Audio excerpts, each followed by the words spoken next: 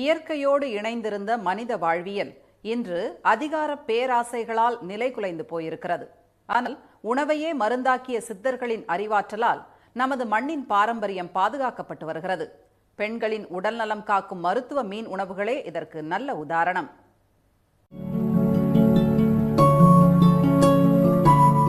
சித்த மருத்துவம் என்றாலே இலைகள், பட்டைகள், பூக்கள், மூலிகை கீரைகள்தான் என்ற எண்ணம் ஆழமாக வேரூன்றி இருக்கிறது.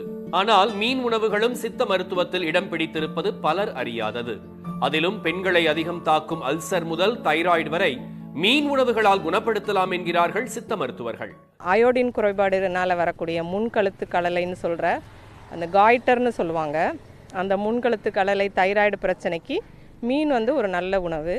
அதே போல் வயதாகக்கூடிய காலகட்டத்தில் பெண்களுக்கு ஏற்படக்கூடிய மூட்டு வியாதிகள், ஆர்த்தரைட்டிஸ்ன்னு சொல்கிறோம் இல்லையா, அந்த மாதிரியான இதுக்கு மீன் உணவு ரொம்ப ரொம்ப சிறந்தது. கெண்டை மீன் அல்சரை குணப்படுத்த வெண்வவ்வால், கருவவ்வால் மீன்கள் பெண்களின் முக்கிய பிரச்சனையான இரத்த சோகையை சரி செய்கிறது.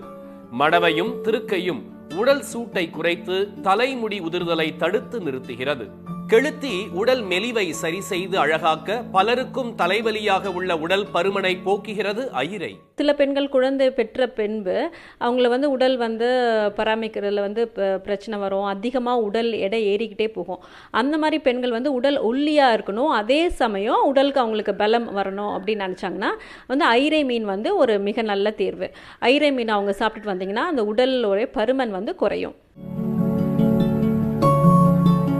சித்த மருத்துவ நூலான பதார்த்த குண விளக்கம் மீன்கள் அளிக்கும் அளவில்லாத பலன்களை பட்டியலிடுகிறது.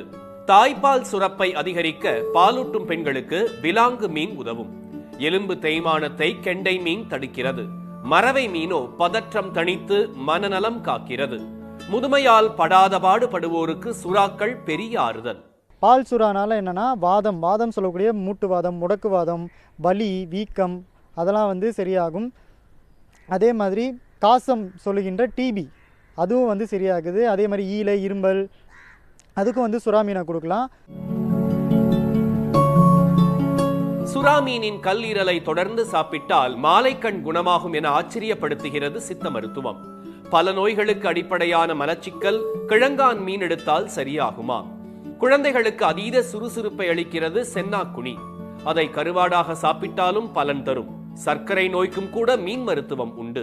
ஈஸியாக அது விலை மலிவாகவே எல்லாருக்கும் கிடைக்கக்கூடியது மத்தி மீன். அதுலேயும் பார்த்தீங்கன்னா நிறையாவே புரதச்சத்து இருக்குது.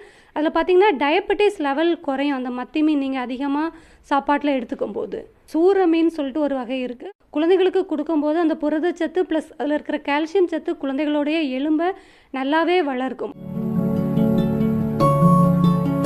முள்ளுள்ள மீன்களும் செதிலுடன் இருக்கும் மீன்களுமே உடலுக்கு நல்லது என்கிறார்கள் சித்த மருத்துவர்கள்.